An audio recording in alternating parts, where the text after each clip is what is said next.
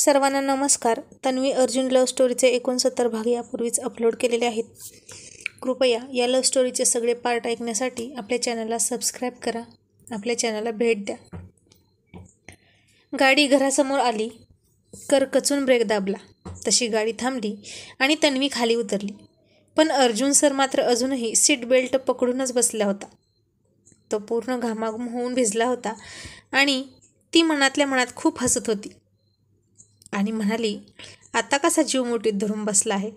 Steering हातात असलं की फार हवेत उडतो आणि आता शेजारी बसून याच्या डोक्यातली हवा पूर्ण बाहेर गेली असेल. आता तरी आशा आहे की अर्जुन सर जमिनीवर आले असतील. कसा बसला आहे ना जीव मुठीत धरून. नुसता घुरघुरत असतो, डरकाळ्या फोडत असतो आणि इतरांना घाम फोडतो. मग आता काय झालं? आणि मग ती त्याचा हात घामाने पुसत लहान मुलाला सांगावं तसं हसून म्हणाली, अर्जुन घर आलं आपलं, चल उतर खाली. आणि अर्जुन विश्वास न बसून म्हणाला, घर आलं पण तेही इतक्या लवकर? आणि ती त्याला चिमटा घेऊन हसून म्हणाली, हो. तसा तो भानावर आला आणि ती थोडी पुढे गेली. मग पुन्हा काहीतरी आठवून माघारी वळली आणि त्याच्या डोळ्यात डोळे घालून त्याच्यासारखाच डॅशिंग लुक देऊन म्हणाली, don't underestimate to me, okay? Understand? Now you better understand. पुन्हा मला कमी लेखण्याचा प्रयत्न करू नकोस, समजलं? आणि मग त्याच्या केसात तिची 5ही बोटे नाचवत गाणं म्हणायला लागली, ये लडका है दीवाना है दीवाना. आणि ती ताड ताड सँडल वाजवत केस उडवतच घरात गेली सुद्धा. आणि तो नुसता आश्चर्यचकित होऊन तिच्या पाठमोऱ्या आकृतीकडे पाहत होता. आणि विश्वास न बसून अर्जुननं त्याच्या हातातील घड्याळात पाहिलं आणि तो शॉक झाला. कारण जेवढ्या वेळात त्यानं गाडी आणली असती त्यापेक्षा 2 मिनिटे अगोदर तिनं गाडी आणली होती. आणि मनात आणलं तर आपली ही बिनशेपटाची वाघीण आपल्याला आसमान दाखवू शकते हे अर्जुन सरांना मनोमन पटलं होतं. तिला कमी लेखण्याची चूक त्याच्याकडून झाली हे खरं असलं तरी ती हुशार आणि त्याच्यापेक्षा वरचढ आहे हे मान्य करत होता तो. म्हणूनच तर तिरका रस्ता वापरून तिला घरात आणली होती लग्न करून. आणि इतकी शूर असणारी त्याची बायको सध्या पालीला घाबरते म्हणून तो थोडा गालात हसला. आणि त्याच्यासारख्या वाघाला हिच्यासारखीच वाघीण बायको म्हणून हवी होती आणि माझी निवड चुकीची नाही असं मनात येऊन गालात हसत हसत म्हणाला, कमॉन अर्जुन, आता खाली उतर आणि घरात जा, नाहीतर black belt karate champion Tanvi सुभेदार तुला उचलून नेईल घरात. आणि तिचं हे नाव पुन्हा पुन्हा त्याच्या डोक्यात घोळू लागलं. लग्नाच्या आधी याच नावाने त्याची झोप उडवली होती. नाव तसं छान आहे. मगाशी पण ती बोलता बोलता चिडून हेच म्हणाली होती, नावाची तन्वी सुभेदार नाही, पण मिस तन्वी सुभेदार असं असतं तर ठीक, but now she is my wife. माझाच आणि केवळ माझाच तिच्यावर पूर्ण हक्क आहे. शरीराने आणि मनाने ती माझी झाली असली तरी माझं नाव अजूनही तिच्या नावापुढे नाही लावलं ऑफिशियली, आणि लवकरच तेही काम उरकू असं म्हणून तो खाली उतरला. आता तो घरात आला आणि पुन्हा काहीतरी आठवून गाडीकडे गेला. गाडीतला बुके घेऊन आला आणि त्याला तिची पर्स दिसली. मग हसून त्यानं तन्वी मॅडमची पर्स उचलून आणली आणि बेडरूममध्ये आला. तन्वी आता फ्रेश व्हायला गेली होती. तिला बाथरूममध्ये सुद्धा गाडीत घाबरून बसलेला अर्जुनच दिसत होता आणि ती आपोआप हसत होती. तिने आज त्याला तिचं एक वेगळंच रूप दाखवलं होतं आणि ते पाहून तो थक्क झाला होता. तो बेडरूममध्ये आला आणि बेडवर तिनं काढून ठेवलेल्या तिच्या त्या येलो 1 पीस गाऊनकडे पाहून त्याला ती जाताना किती सुंदर दिसत होती हे आठवलं. तिचा किस घेण्यासाठी तो अजूनही तितकाच उतावळी झाला होता. मग त्याने तिचा गाऊन हातात घेतला आणि त्यालाच किस केला आणि पुन्हा त्याच्या आतमध्ये कुछ कुछ व्हायला लागलं. त्याच्या डोळ्यांवर तिची नशा चढायला सुरुवात झाली. ती समोर नव्हती तरी तिचा गाऊन पाहून तो दाताने ओठ चावत गालात नुसता गोडगोड हसत होता आणि त्याचंच डोकं खाजवत होता. घरातून बाहेर पडल्या पडल्या भांडणाला सुरुवात करणारं हे क्रेझी जोडपं आता बेडरूममध्ये आल्या आल्या सगळं विसरून गेलं होतं. हा होता त्या रोमॅन्टिक वातावरणाचा परिणाम. त्या रूममध्ये सर्वत्र त्या दोघांनी बेभान होऊन केलेल्या रोमॅन्सच्या खुणा होत्या. आणि अर्जुन मनात काहीतरी ठरवलं आणि तिची बाहेर येण्याची वाट पाहत बसली. ती मात्र बाथरूममध्ये वॉश घेत होती आणि तिला वाटत होतं की तो आता चिडेल, रुसेल किंवा स्टडीमध्ये जाऊन पित राहील. दुसरं काय करणार तो? त्याचा स्वभाव आता ती चांगलाच ओळखत होती. आणि बहुतेक 4 दिवसांचा दुरावा आणखीन वाढणार असंच तिला वाटलं होतं. काय करावं, त्याची समजूत घालावी की नको? मी बोलले त्यामुळे तो जास्त हर्ट झाला असेल का? नक्कीच झाला असणार. लातही मारली मी त्याला. घरी गेल्यावर दाखवतोच असं म्हणाला होता तो. तो त्याचा हा अपमान लवकर नाही विसरणार. काय करेल काय माहीत आता. खूप इगो आहे त्याला. माझं चुकलं तर नाही ना? मीही मूर्खासारखी वाद घालत बसले त्याच्याशी. मघाशी निघताना किती रोमॅन्टिक मूडमध्ये होता तो. किस दिला नाही म्हणून इतके चिडले हट्टी अर्जुन सर. त्याला एखादी गोष्ट हवी म्हणजे हवीच. समोरच्याची अडचण, मन, उत्सुकता कळतच नाही त्याला. स्वतः उतावीळ झाला की झाला. आणि आता असा विचार करतच ती बाहेर आली आणि थक्क होऊनच पाहू लागली. तिची घोर निराशा झाली होती. आज अर्जुन सरांच्या बाबतीत केलेला तिचा अंदाज साप चुकला होता आणि तिची नजर अख्ख्या रूमभर भिरभिरत होती. तन्वी मॅडमचे गाल आपोआप ब्लश करू लागले. आधीच लाल असलेले तिचे गाल लाजून सफरचंदासारखे लाल झाले होते. अर्जुनने रूमच्या सर्व कोपऱ्यात मेणबत्त्या लावल्या होत्या. तिचा आवडता परफ्यूम सर्वत्र फवारला होता आणि अतुलने दिलेल्या गुलाबाचा बुके तोडून त्याच्या पाकळ्या बेडवर पसरल्या होत्या. आणि तिच्या पोटात गोळा आला. हृदय धडधड करत होतं आणि हृदयाची स्पंदने वाढली होती. आणि आता अर्जुनवर तिची नजर गेली. त्या मंद अंधारात तो तिच्याकडे पाठ करून उभा होता आणि तो त्याच्या हातात काहीतरी घेऊन उभा होता. त्याने तिच्याकडे अजिबात पाहिले नाही.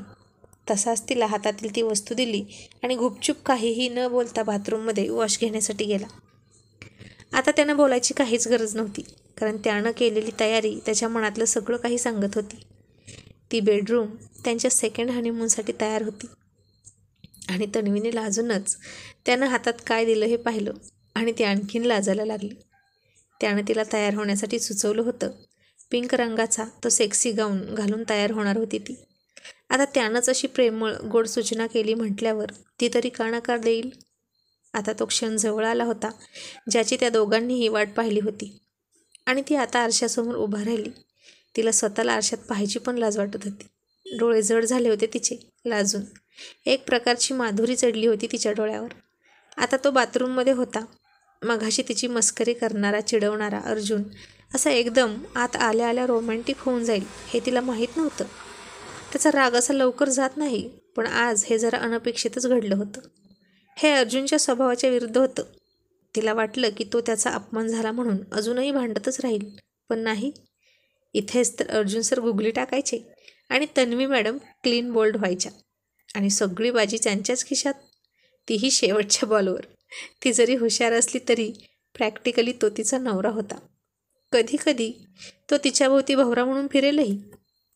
आणि तिच्याभोवती फिरता फिरता कधी तिला त्याच्याभोवती फिरायला लावेल हे तिलाच कळणार नाही. फार शातीर दिमाग होतं त्याचं आणि कधी कशी फायद्याची डील करायची हे त्याला बरोबर माहीत होतं. आणि आज 4 दिवस विरह सहन करून तापलेली ती आणि तो, आजची ही नशा अशी काही वेगळीच होती. आता तन्वी आरशापासून दूर झाली. तिने आरशाकडे पाठ केली. तिला स्वतःला पाहायची लाज वाटत होती आरशात आणि तिने तिचा टॉवेल सोडला. तो तिच्या पायात येऊन पडला आणि इतक्यात बाथरूमचा दरवाजा वाजला आणि ती खूप दचकली. बापरे, हा इतक्या लवकर बाहेर पण आला. आता काय करू? तिने तर अजून गाऊनही घातला नव्हता. तो तर बराच वेळ वॉश घेत होता, पण तन्वी मॅडम खूप जास्त विचार करत होत्या त्याचाच. आणि त्याचा विचार करता करता वेळ कसा निघून गेला हे तिला कळलंच नाही. आणि तिने पुन्हा पटकन पायातला टॉवेल उचलला आणि कसाबसा घाईत तिच्या शरीराला गुंडाळला. तसा अर्जुन बाहेर आला आणि तिच्याकडे पाहिलं तर ती तशीच होती. तिनं अजूनही गाऊन घातला नव्हता हे पाहून तो थोडा चकित होऊन मनातच म्हणाला, तन्वी अजून चिडली आहे का माझ्यावर? मी फारच त्रास दिला का तिला? Oh no. असं म्हणून तो तिच्या पाठीमागे हळूच जाऊन उभा राहिला आणि म्हणाला, तन्वी. तशी तन्वी लाजून त्याला बाजूला ढकलत तो गाऊन घेऊन बाथरूममध्ये लाजून पळून गेली आणि अर्जुन बुचकळ्यात पडला. काय ही मुलगी अशी का वागते काय माहीत? पडलो असतो ना आता मी. पण लाजून पळाली की रागावून त्याला काही कळलं नाही आणि त्याने ओंजळ भरून गुलाबाच्या पाकळ्या हातात घेतल्या आणि ती बाहेर यायची वाट पाहत बसला. इतक्यात तिने बाथरूमचा दरवाजा उघडला आणि एक पाय बाहेर टाकला. तसा तिचं त्या पिंक गाऊनच्या मांडीपर्यंत असलेल्या कटमधून गोऱ्या गोऱ्या पायाचं दर्शन त्याला झालं आणि अर्जुन सर जाग्यावरच फ्रीज झाले. आणि आपोआप त्याच्या तोंडातून शब्द बाहेर पडले, wow, so beautiful, very sexy. आणि तिने आता तिचा दुसरा पाय बाथरूमच्या बाहेर टाकला आणि तशीच दोन्ही हात पोटाजवळ घेऊन उभा राहिली आणि अर्जुनने तिला पायापासून न्याहाळायला सुरुवात केली. What a pretty. पुन्हा त्याच्या तोंडातून हलके शब्द बाहेर पडले आणि तिला मिठीत घ्यायची इच्छा झाली. आता त्याला तिचा रुसवा काढण्यासाठी हातात घेतलेल्या गुलाबाच्या पाकळ्यांचं काय करावं हा प्रश्न पडला, कारण ती रुसली नव्हतीच. पण त्याचे हात मात्र गुंतून गेले आणि ती तशीच खाली मान घालून एक पाऊल पुढे आली आणि अर्जुनसुद्धा एक पाऊल पुढे सरकला. तिच्या दिशेने एकटक पाहत तो तिच्या डोळ्यात पाहण्याचा प्रयत्न करत होता. पण तन्वी नजरेला नजर देतच नव्हती. ती नजरेला नजर देत नव्हती म्हणून तर ती अजूनही तिच्या पायावर उभी होती, नाहीतर केव्हाच त्याच्या मिठीत गेली असती. आणि आता अर्जुन तिच्या आणखीन जवळ सरकला. तसं तिने गर्रकन वळून त्याच्याकडे पाठ फिरवली. त्या गाऊनचे बंध तिच्या खांद्यावर घट्ट रुतले होते आणि गळा डीप होता. तिला आता खूप लाज वाटत होती. तो गाऊन होताच तसा. तिने एकटीने घालून बघितला तेव्हाही ती अशीच लाजत होती, पण आता त्याच्या डोळ्यात पाहून तर जास्तच लाज वाटत होती. आणि आता तो काय करेल या विचाराने तिला जास्त धडधडत होतं. आणि अर्जुनने त्या गुलाबाच्या पाकळ्या तिच्या डोक्यावर ओतल्या आणि त्या पाकळ्यांच्या थंडगार स्पर्शाने ती मोहरली. आणि अर्जुनचे हात आता रिकामे झाले तिच्यासाठी आणि त्याने पाठीमागून तिला घट्ट पकडलं आणि तिला चिकटला. तशी ती थरथरली आणि त्याने तिच्या मानेवर एक किस केलं. ती गालात गोड हसली आणि अर्जुन म्हणाला, तनू डार्लिंग, आता बास ना, खूप झाली कट्टी, आता करूया ना बट्टी. आणि ती नुसती हसली. मग त्यानं तिला स्वतःकडे वळवली आणि पुन्हा तिच्याकडे बघत म्हणाला, खूप खूप गजब दिसतेस तू तर, आज माझा मर्डर करूनच सोडणार. आणि तिने त्याचं बोलणं न आवडून त्याच्या तोंडावर हात ठेवला आणि म्हणाली, असं असेल तर नको मला हा गाऊन, मी आत्ताच काढते. आणि ती त्या गाऊनला हात लावणार इतक्यात तो तिला अडवत म्हणाला, Tanvi, wait, I am here. मी असताना तू का काढतेस? मी काढणारच आहे तुझा गाऊन. मलाही आपल्या दोघात काहीच नको, पण काय घाई आहे?